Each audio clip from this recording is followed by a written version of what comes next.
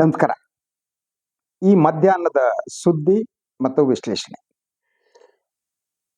ಒಂದು ಭಾರತ ಮತ್ತು ಪಾಕಿಸ್ತಾನದ ನಡುವಿನ ಈ ಸಂಘರ್ಷಕ್ಕೆ ಸಂಬಂಧಪಟ್ಟ ಹಾಗೆ ತೀವ್ರ ರೂಪದ ಬೆಳವಣಿಗೆ ಆಗ್ತಾ ಇದೆ. ನಿನ್ನೆಯಿಂದ ಬಹುಮಟ್ಟಿಗೆ ಯುದ್ಧ ನಡೆಯುವುದು ನಿಶ್ಚಿತ ಅನ್ನುವಂತಾಗಿದೆ. ಯಾವ ರೀತಿಯ ಯುದ್ಧ? ಲಾಂಗ್ ಟರ್ಮ್, ಶಾರ್ಟ್ ಟರ್ಮ್ ಅಥವಾ ಸರ್ಜಿಕಲ್ ಸ್ಟ್ರೈಕ್, ಇದ್ಯಾವುದು ಗೊತ್ತಿಲ್ಲ. ನಿನ್ನೆ ನಡೆದಂತ ಸಭೆಯಲ್ಲಿ ಪ್ರಧಾನಿ ನರೇಂದ್ರ ಮೋದಿ ಅವರು ಸೈನ್ಯಕ್ಕೆ, ಸಶಸ್ತ್ರ ಪಡೆಗಳಿಗೆ ಕಾರ್ಯಾಚರಣೆಯ ಸ್ವಾತಂತ್ರ್ಯವನ್ನ ನೀಡಿದ್ದಾರೆ. ನೀವೇನ್ ಬೇಕಾದ್ರೂ ಮಾಡಿ ಅಂತ. ಅದಾದ ನಂತರ ಇವತ್ತು ಬೆಳವಣಿಗೆ ನಡೀತು. ಸೊ ಪ್ರಧಾನಿಯವರ ನಿವಾಸದಲ್ಲಿ ಇವತ್ತು ಸಚಿವ ಸಂಪುಟದ ಸಭೆ ಕೂಡ ನಡೀತು. ಈ ಬಗ್ಗೆ ಮಾತನಾಡೋದಕ್ಕಿಂತ ಮೊದಲು ನಾನು ನಿಮಗೆ ಈ ಒಂದು ರೀಕ್ಯಾಪ್ ಅನ್ನೋದನ್ನು ತೋರಿಸ್ತೀನಿ. ಏನ್ ಆಯ್ತು ಅನ್ನೋದು ವಿಜುವಲ್ಸ್ಗಳು, ಪ್ರಧಾನಿಯವರ ಹೇಳಿಕೆ, ಮತ್ತೊಂದು ಇನ್ನೊಂದು, ಇದನ್ನೆಲ್ಲ ಸೇರಿರುವ ಒಂದು 2 ನಿಮಿಷದ ಸುದ್ದಿ. ಅದರಲ್ಲಿ ವಾರ್ತಾಲಾಪ ಇಲ್ಲ, ಕೇವಲ ವಿಜುವಲ್ಸ್ಗಳಿವೆ. ಒಂದ್ಸಲ ಅದನ್ನ ನೋಡಿ.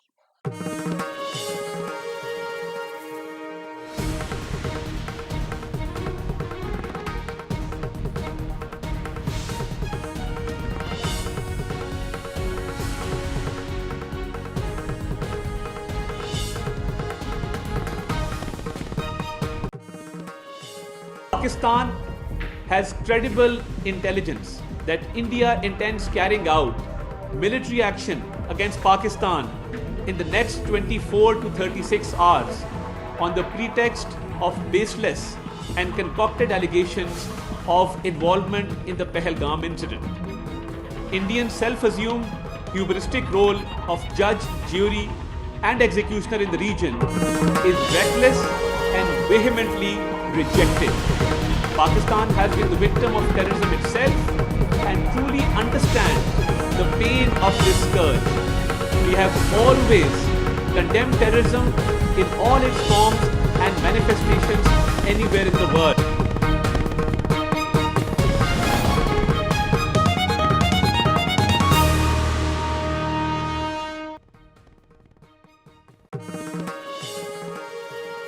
We'll pursue them to the ends of the earth.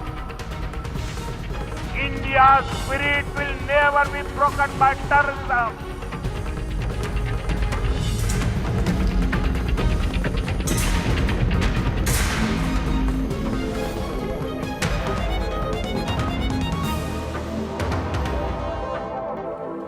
The Indus Waters Treaty of 1960 will be held in abeyance with immediate effect until Pakistan credibly and irrevocably abjures its support for cross-border terrorism.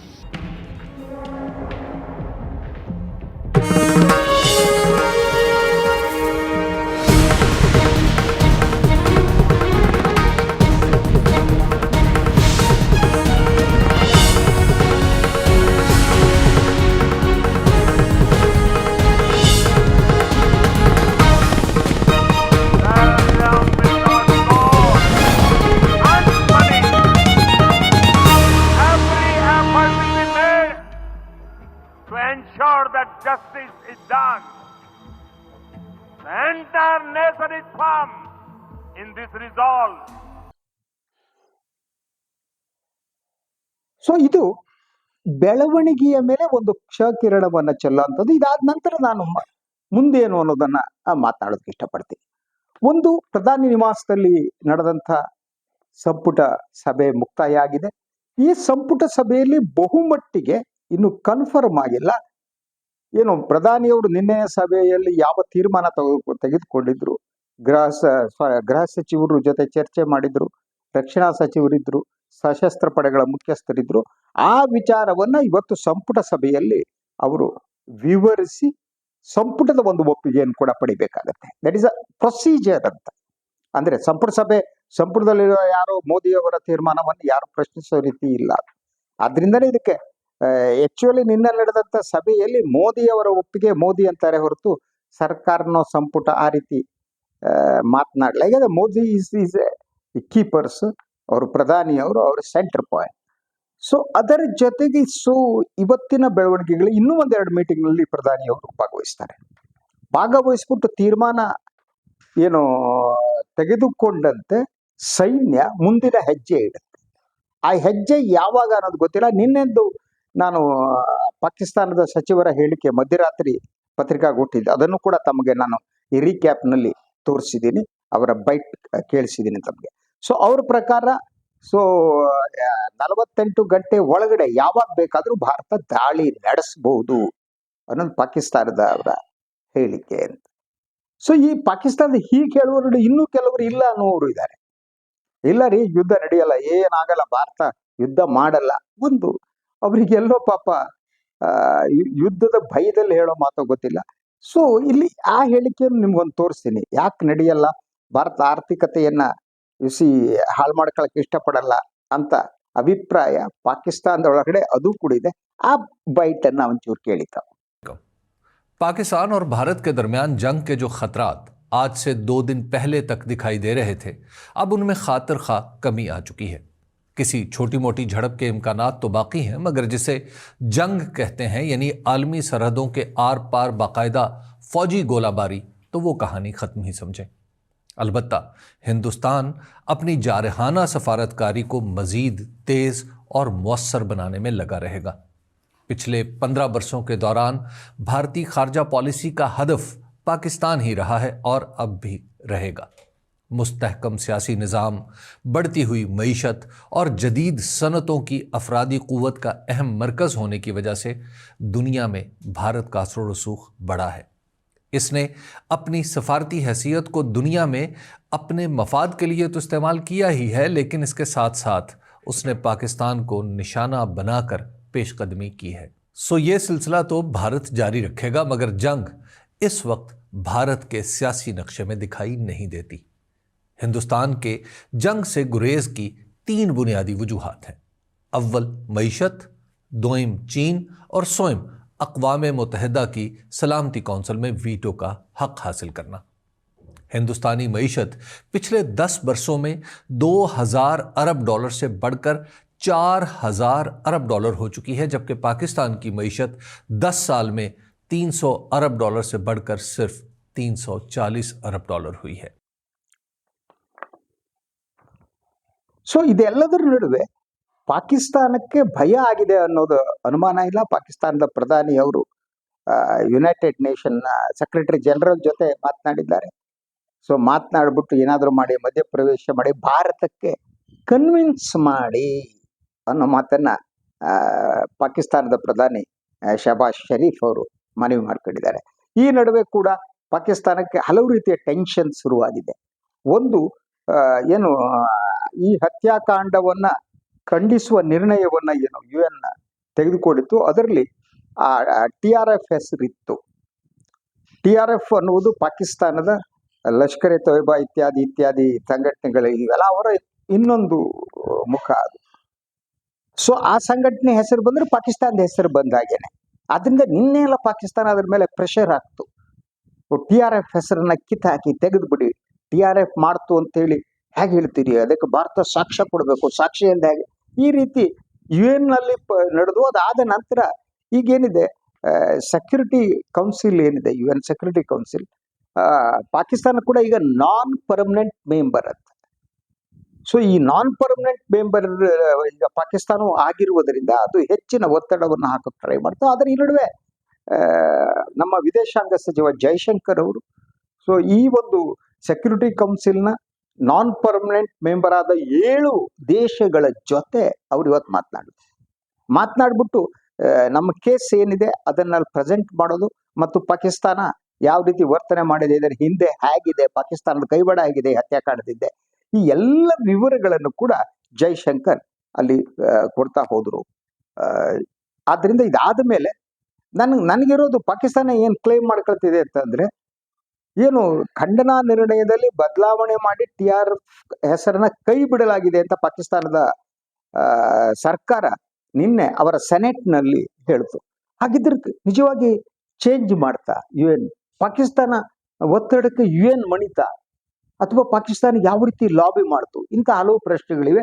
So ನಾನಿನ್ನು ಅದರ copy ನೋಡದೇ ಇರೋದ್ರಿಂದ ಆ ಖಂಡನಾ ನಿರ್ಣಯದಲ್ಲಿ the resistance force ಏನಿದೆ ಅದರ ಹೆಸರು ಇದೆಯೋ ಇಲ್ಲೋ ಅನ್ನೋದು ನನಗೆ ಗೊತ್ತಿಲ್ಲ. But it is being discussed, ಇದು ಚರ್ಚೆ ನಡೀತಾ ಇದೆ. ಆ ಕಾರಣಕ್ಕೆ ನಾನು ಇಲ್ಲಿ ರೆಫರ್ ಮಾಡಿದೆ. ಅದು ಏನಾಯ್ತು ಗೊತ್ತಿಲ್ಲ. ಇದರ ಜೊತೆಗೆ ಹಲವು ಬಲಿಷ್ಠ ರಾಷ್ಟ್ರಗಳಿಗೆ ಕೂಡ ಆ, ಪಾಕಿಸ್ತಾನದ ಪ್ರಧಾನಿ ಮನವಿ ಮಾಡ್ತಿದ್ದಾರೆ, ಚೀನಾಕ್ಕೆ ಮನವಿ ಮಾಡ್ತಾರೆ, ನೀವೇನಾದ್ರೂ ಮಾಡಿ ಇಂಡಿಯಾಕ್ಕೆ ಹೇಳಿ ಮಧ್ಯಪ್ರವೇಶಿಸಿ ಅಂತ. ಹಾಗೆ ಗಲ್ಫ್ ರಾಷ್ಟ್ರಗಳು ಏನಿವೆ, ಗಲ್ಫ್ ಹಲವು ರಾಷ್ಟ್ರಗಳಲ್ಲಿ ಮನವಿ ಮಾಡಿದೆ. ಸೊ ಮುಸ್ಲಿಂ ಬ್ರದರ್ಹುಡ್ ಬಗ್ಗೆ ಮಾತನಾಡಿದೆ. ಆದ್ರೆ ಗಲ್ಫ್ ಇಂದ ಅಂತ ಪ್ರತಿಕ್ರಿಯೆ ಬಂದಿಲ್ಲ. ಯಾಕಂದ್ರೆ ಬಹುತೇಕ ಗಲ್ಫ್ ರಾಷ್ಟ್ರಗಳು ಈ ಹತ್ಯಾಕಾಂಡವನ್ನ ಖಂಡಿಸಿವೆ, ಆದ್ರೆ ಇದರ ಹಿಂದೆ ಪಾಕಿಸ್ತಾನ ಇದೆ ಅನ್ನೋದನ್ನ ಹೇಳಿಲ್ಲ, ಪಾಕಿಸ್ತಾನವನ್ನು ಖಂಡಿಸಿಲ್ಲ, ಹತ್ಯಾಕಾಂಡವನ್ನ ಖಂಡಿಸಿದ್ದಾರೆ. ಈ ಕಾರಣಕ್ಕಾಗಿ ಸೊ ಈ ರಾಷ್ಟ್ರಗಳ ಸಹಾಯವನ್ನು ಪಡೆದು ಭಾರತವೇನಾದ್ರೂ ಮಣಿಸಬಹುದಾ ಅನ್ನೋದು. ಯಾಕೆಂದ್ರೆ ಗಲ್ಫ್ನಲ್ಲಿ ಭಾರತಕ್ಕೆ ಅತಿ ಹತ್ತಿರ ಇರುವ ರಾಷ್ಟ್ರಗಳಿವೆ.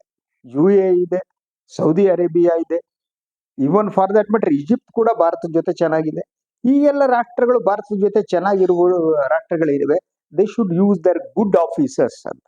ಆ ಗುಡ್ ಆಫೀಸರ್ಸ್ ಅನ್ನ ಬಳಸಿ ತಮಗೆ ಹೆಲ್ಪ್ ಮಾಡ್ತಾರೆ ಅನ್ನೋದು ಕಾಯ್ತಾ ಇದೆ.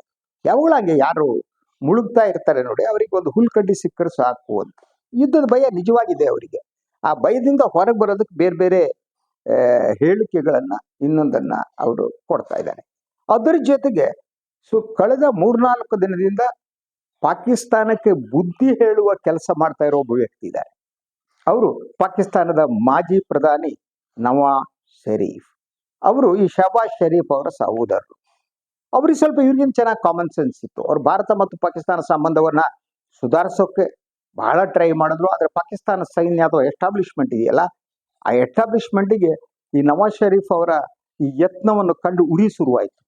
ಏನಪ್ಪ, ಭಾರತ ಮತ್ತು ಪಾಕಿಸ್ತಾನದ ನಡುವೆ ಸಂಬಂಧ ಸುಧಾರಿಸ್ಬಿಟ್ರೆ ನಾವು ಸೈನ್ಯ ಎಲ್ಲಿ ಹೋಗೋಣ, ನಮ್ಗೇನ್ ಕೆಲಸ ಆಗೋಗುತ್ತೆ? ಇರಲ್ಲ.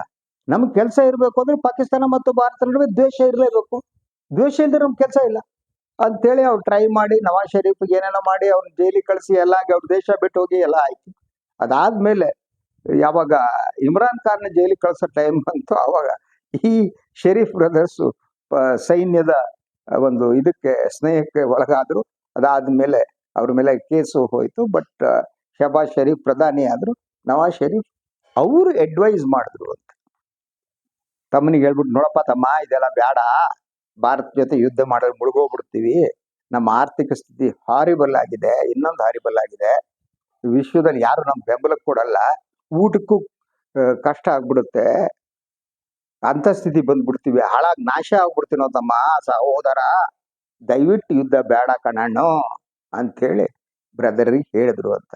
ಆದ್ರೆ ಈಗ ಏನಾಗಿದೆ ಅಂದ್ರೆ ಈ ಕೊನೆ ಹಂತದಲ್ಲಿ ಪಾಕಿಸ್ತಾನ ಟ್ರೈ ಮಾಡ್ತಿದೆ. ಮೊದಲೇ ಟ್ರೈ ಮಾಡಬಹುದಾಗಿತ್ತು.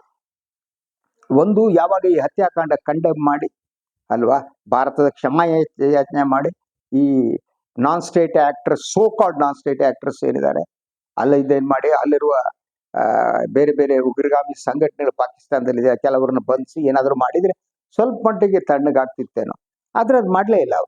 ಅವ್ರು ಒಂದು ರೀತಿ ಭಾರತವನ್ನ ಹೆದರಿಸುವ ರೀತಿ ಟ್ರೈ ಮಾಡಿದ್ರು. ಅದು ರಿವರ್ಸ್ ಹೊಡೆದ್ಬಿಡ್ತು ಅವರಿಗೆ ಅಂತ. ಒಂದು ವಿಶ್ವದಲ್ಲಿ ಬಹುತೇಕ ರಾಷ್ಟ್ರಗಳು ಭಾರತಕ್ಕೆ ಬೆಂಬಲಕ್ಕೆ ನಿಂತು ಅದು ಏಕಾಂಗಿ ಒಂಟಿ ಆಗೋಯ್ತು ಪಾಕಿಸ್ತಾನ. ಅದಾದ ಮೇಲೆ ಭಾರತ ಯುದ್ಧದಂತ ಒಂದು ಸ್ಥಿತಿಗೆ ಹೋಗಲ್ಲ ಅನ್ನೋದೇ ಪಾಕಿಸ್ತಾನ ನಂಬಿಕೆ ಆಗಿತ್ತು. ಅದಕ್ಕೆ ಹೆದರಿಸ್ತಾ ಬಂತು, ನಮ್ಮ ಹತ್ರ ನ್ಯೂಕ್ಲಿಯರ್ ಕೆಪಬಿಲಿಟೀಸ್ ಇದೆ, ಕ್ಷಿಪಣಿಗಳಿವೆ, ಬಿಟ್ಬಿಡಿಸ್ತೀವಿ, ನಾವೇನು ಈ ಕ್ಷಿಪಣಿಗಳು ಈ ನ್ಯೂಕ್ಲಿಯರ್ ಇದನ್ನ ನಾವು 140 ಸಿಡಿತಲೆಗಳಿವೆ, ಅದನ್ನ ಪೂಜೆ ಮಾಡಕ್ಕಿಟ್ಟಿವ, ಅದನ್ನ ನಿಮ್ಮ ಮೇಲೆ ಬಿಡೋದಕ್ಕೆ ಇಟ್ಕೊಂಡಿದ್ವಿ, ಹಿಂಗೆಲ್ಲ ಹೇಳಿಕೆ ಕೊಟ್ಬಿಟ್ಟು. ಅಂದ್ರೆ ಈ ರೀತಿ ಹೇಳಿಕೆ ಕೊಡೋದ್ರಲ್ಲಿ ಏನ್ ಪಾಕಿಸ್ತಾನದವರು ಕಡಿಮೆ ಇಲ್ಲ, ನಮ್ಮವರು ಕಡಿಮೆ ಇಲ್ಲ. ಈ ಸಣ್ಣ ಪುಟ್ಟವ್ರಲ್ಲ ಹಂಗೆ ಹೇಳಿಕೆ, ಯಾವನಿಗೆ ಕಾಮನ್ ಸೆನ್ಸ್ ಇಲ್ವೋ, ಯಾವನಿಗೆ ಆಲೋಚನೆ ಮಾಡಕ್ ಬರಲ್ವೋ ಅವರೆಲ್ಲ ಇದೇ ರೀತಿ ಹೇಳಿಕೆ ಕೊಡ್ತಾರೆ. ನಮ್ಮಲ್ಲೂ ಅಂತ ಬಹಳ ಜನ ಇದ್ದಾರೆ, ಹೇಳಿಕೆ ಕೊಡೋದಾದ್ರೆ ಅಬ್ಬಾ ಏನು ಶೌರ್ಯ, ಏನು ಶೂರಪ್ಪ ಅನ್ಬೇಕು. ಸೊ ಅದ್ರ ಹಿಂದೆಲ್ಲ ಒಂದು ವಿಷಯ ಇರುತ್ತೆ, ಬೆಂಕಿ ಹಾಕೋ ಮನಸ್ಥಿತಿ ಇರುತ್ತೆ. ನಮ್ಮಲ್ಲಿ ಆ ರೀತಿ ಹೇಳಿಕೆಗಳನ್ನ ಕೊಡೋ ಹಾಗೆ ಪಾಕಿಸ್ತಾನದಲ್ಲೂ ಕೂಡ ಅದೇ ರೀತಿ ಜನ ಇದ್ದಾರೆ, ಬೆಂಕಿ ಹಚ್ಚೋರು. ಅವನ ಬುಲಾವಲ್ಲ ಕುಲಾವಲ್ಲ ಮುಲಾವಲ್ಲ ಅವ್ನು ಬಿಟ್ಟು ಇದ್ದಾರೆ, ಆಯ್ತಾ. ಅವ್ರ ಅಮ್ಮನೇ ಹತ್ಯೆಯಾಗಿ ಹೋದ್ಲು ಅಲ್ಲಿ. ಅದೆಲ್ಲ ಬಿಟ್ಕೊಬಿಟ್ಟು ಅಲ್ಲಿ ಬಂದು ರಕ್ತ ಹರಿಯುತ್ತಿದೆ. ರಕ್ತ ಅಂದ್ರೆ ಹ್ಯಾಂಗ್ರಿ ಹರಿಯುತ್ತೆ? ರಕ್ತ ಹರಿಸ್ಬಿಡ್ತಾರಂತೆ. ಏನು ಮೂರ್ಖರು, ರಕ್ತ ಹರಿಸೋದಷ್ಟು ಸುಲಭವಾದ ಅದು ಅಲ್ಲ. ಏನು ಪಾಕಿಸ್ತಾನದ ಇಂಡಿಯಾ ಬಂದ್ಬಿಟ್ಟು ಇಂಡಿಯಾದಲ್ಲಿ ರಕ್ತ ಹರಿಸ್ಬಿಡ್ತಾರ? ಆ ರಕ್ತ ಹರಿದೆಲ್ಲ ಸಿಂಧು ನದಿಲಿ ಹೋಗುತ್ತಾ? ಇಂಥ ಮೂರ್ಖ ಹೇಳಿಕೆಗಳನ್ನು ಕೊಡುವ ರಾಜಕಾರಣಿಗಳೇನಿದ್ದಾರೆ ಅದು ಎರಡೂ ಕಡೆ ಇದೆ. ಸೊ ಎರಡೂ ಕಡೆನೂ ಯುದ್ಧ ಬೇಕು ಅನ್ನುವರಿದ್ದಾರೆ, ಯುದ್ಧ ಬೇಡ ಅನ್ನುವರಿದ್ದಾರೆ. ಯುದ್ಧ ಬೇಡುವ ಅನ್ನುವರ ಸಂಖ್ಯೆ ಕಡಿಮೆ ಇದೆ, ಯುದ್ಧ ಬೇಕು ಅನ್ನೋರ ಸಂಖ್ಯೆ ಸಿಕ್ಕಾಪಟ್ಟೆ ಜಾಸ್ತಿ ಇದೆ. ಸೊ ಅವ್ರಿಗೆ ಒಂಥರ ಈ ಸೇಡ್ ತೀರಿಸ್ಕೋಬೇಕು ಅನ್ನೋರು ಜಾಸ್ತಿ ಇದ್ದಾರೆ. ಈ ಸೇಡ್ ಹಿಂಗ್ ತೀರ್ಸ್ಕೋಬೋದಾ ಹಾಗೆ ತೀರ್ಸ್ಕೋಬೋದಾ ಅಂತಂದ್ರೆ, ರೇ ಬಿಡ್ರಿ, ನಿಮ್ಗೆ ವಯಸ್ಸಾಯ್ತು, ನಿಮ್ಗೆ ಇವತ್ತು ಗೊತ್ತಾಗಲ್ಲ, ಬೆಂಕಿ ಹಾಕ್ಬೇಕು. ಅಂದ್ರೆ ಓವರಾಲ್ ಯು ಸಿ ದಟ್ ಮನಸ್ಸು ಹಂತಕ್ಕೆ ಬಂದು ನಿಲ್ಸ್ಬಿಟ್ಟಿದೆ. ಅಂದ್ರೆ ಒಂದು ಹಿಂಸೆ ಎಲ್ಲರನ್ನ ಆಳ್ತಾ ಇರೋದು, ಹಿಂಸೆ ರೂಲ್ ಮಾಡ್ತಾ ಇದೆ. ಆ ಹಿಂಸೆ ಯಾವಾಗ ಹಿಂಸೆ ರೂಲ್ ಮಾಡುತ್ತೋ, ಹಿಂಸೆ ತನ್ನ ಪರಿಣಾಮದ ಬಗ್ಗೆ ಯೋಚನೆ ಮಾಡಲ್ಲ. ಹಿಂಸೆ ತಕ್ಷಣ ಖತಮ್ಗೊಳಿಸೋದ್ರಲ್ಲೇ ಮಾತಾಡುತ್ತೆ. ಆದರೆ ಅದರ ಪರಿಣಾಮ ದೀರ್ಘಕಾಲೀನ ಪರಿಣಾಮಗಳಿರ್ತವೆ, ಅದ್ರ ಬಗ್ಗೆ ಯೋಚನೆ ಮಾಡಲ್ಲ. ಸೊ ಈ ಸ್ಥಿತಿಗೆ ಬಂದು ತಲುಪಿದೆ. ಇನ್ನು ಪ್ರಧಾನಿಯವರು ಇವತ್ತು ಇನ್ನೊಂದೆರಡು ಸಭೆಗಳನ್ನು ನಡೆಸ್ತಾರೆ. ಓವರಾಲ್ ಒಂದು ಕಾಂಕ್ರೀಟ್ ಆದ ಒಂದು ತೀರ್ಮಾನಕ್ಕೆ ಸದ್ಯವತ್ತಿಗೆ ಬರ್ಬೋದು. ಅದೇನು ಅನ್ನೋದು ಕೂಡ ಗೊತ್ತಾಗಬಹುದು. ಇದಾದ ಮೇಲೆ ಭಾರತೀಯ ಸೈನ್ಯ ಯಾವ ರೀತಿ ಕಾರ್ಯಾಚರಣೆ ನಡೆಸುತ್ತೆ, ಫಸ್ಟ್ ಸರ್ಜಿಕಲ್ ಸ್ಟ್ರೈಕ್ ಮಾಡುತ್ತಾ, ಅಥವಾ ಗಡಿ ಒಳಗೆ ನುಗ್ಗುತ್ತಾ, ಅಥವಾ ಲಾಹೋರ್ನ ಕ್ಯಾಪ್ಚರ್ ಮಾಡೋದಕ್ಕೆ ಟ್ರೈ ಮಾಡುತ್ತಾ, ಅದಕ್ಕೆ ಪ್ರತಿಯಾಗಿ ಪಾಕಿಸ್ತಾನ ಅಮೃತ್ಸರ್ ಕಡೆ ನುಗ್ಗೋದಕ್ಕೆ ಟ್ರೈ ಮಾಡುತ್ತಾ, ಅಲ್ಲಿ ಯಾವ ರೀತಿ ಸಂಘರ್ಷ ನಡೀಬಹುದು, ಇದೆಲ್ಲ will have to wait and see. Anyway, ಇದಾಗಿತ್ತು ಇವತ್ತಿನ ಮಧ್ಯಾಹ್ನದ ಸುದ್ದಿ ಮತ್ತು ವಿಶ್ಲೇಷಣೆ. ನನ್ನ ವಾಹಿನಿ ಲೈಕ್ ಮಾಡಿ, ಸಬ್ಸ್ಕ್ರೈಬ್ ಮಾಡಿ, ಬೆಲ್ ಐಕಾನ್ ಪ್ರೆಸ್ ಮಾಡೋದಕ್ಕೆ ಮರಿಬೇಡಿ. ಹಾಗೆ ಸಾಧ್ಯ ಆದರೆ ಸಹಾಯ ಮಾಡಿ. ಸ್ವತಂತ್ರ ಪತ್ರಿಕೋದ್ಯಮಕ್ಕೆ ತಮ್ಮ ಸಹಾಯವೇ ಶ್ರೀರಕ್ಷೆ. ಸ್ವತಂತ್ರ ಅಭಿಪ್ರಾಯಗಳು ಬೇಕು ಅಂದರೆ ನೀವು ನನ್ನ ಚಾನಲ್ ನೋಡ್ಬೇಕು. ಕನ್ನಡದಲ್ಲಿ ಇನ್ಯಾವ ಚಾನಲ್ನಲ್ಲೂ ನಿಮ್ಗೆ ಸ್ವತಂತ್ರ ಅಭಿಪ್ರಾಯ ಸಿಗಲ್ಲ. ಬಹುತೇಕ ಎಲ್ಲ ಚಾನಲ್ಗಳು ಮೋದಿ ಮೀಡಿಯಾ, ಗೋಧಿ ಮೀಡಿಯಾ. ನಾನೇ ಈ ಮೋದಿ ಮೀಡಿಯಾ ಏನಿದೆಯಲ್ಲ, ಗೋಧಿ ಮೀಡಿಯಾ ಅಂತಿದ್ರು, ಅದು ಮೋದಿ ಮೀಡಿಯಾ. ಗೋಧಿ ಮೀಡಿಯಾನೋ ಅದು ಗೋಧಿ ಅಂತಂದ್ರೆ ದಟ್ಸ್ ಲ್ಯಾಪ್ಟಾಪ್ ಅಂತ, ತೊಡೆ ಮೇಲೆ ಕೂತ್ಕೊಳ್ಳೋದು ಅಂತ. ಇವ್ರು ಮೋದಿ ತೊಡೆ ಮೇಲೋ, ಅಮಿತ್ ಶಾ ತೊಡೆ ಮೇಲೋ, ಬಿಜೆಪಿ ತೊಡೆ ಮೇಲೋ ಇವರೆಲ್ಲ ಕೂತಿದ್ದಾರೆ ಅನ್ನೋದು. ಅದಕ್ಕೆ ನೀವು ಮೋದಿ ಮೀಡಿಯಾ ಅಂದ್ಬಿಟ್ರೆ ನಡೆಯುತ್ತೆ. ಎನಿವೆ, ಅವರಲ್ಲಿ ನಿಮ್ಗೆ ಸಿಗಲ್ಲ, ಅವರು ಬೇರೆ ರೀತಿ ಮಾತನಾಡುತ್ತೆ. ಆದ್ದರಿಂದ ಸ್ವತಂತ್ರ ಅಭಿಪ್ರಾಯಗಳಿಗೆ ನೀವು ನನ್ನ ವಿಶ್ಲೇಷಣೆಯನ್ನು ನೋಡಬೇಕು. ಹಾಗಿದ್ರೆ ಮಾತ್ರ ನಿಮ್ಗೆ ಸ್ವತಂತ್ರ ಅಭಿಪ್ರಾಯ ಗೊತ್ತಾಗುತ್ತೆ. ಎನಿವೆ, ಇನ್ನೊಂದು ವಿಚಾರದೊಂದಿಗೆ ಮತ್ತೆ ಬರ್ತೀನಿ. ಲೈಕ್ ಮಾಡಿ, ಸಬ್ಸ್ಕ್ರೈಬ್ ಮಾಡಿ, ಬೆಲ್ ಐಕಾನ್ ಪ್ರೆಸ್ ಮಾಡೋದು ಮರಿಬೇಡಿ. ಎಲ್ಲರಿಗೂ ಮಧ್ಯಾಹ್ನದ ನಮಸ್ಕಾರ.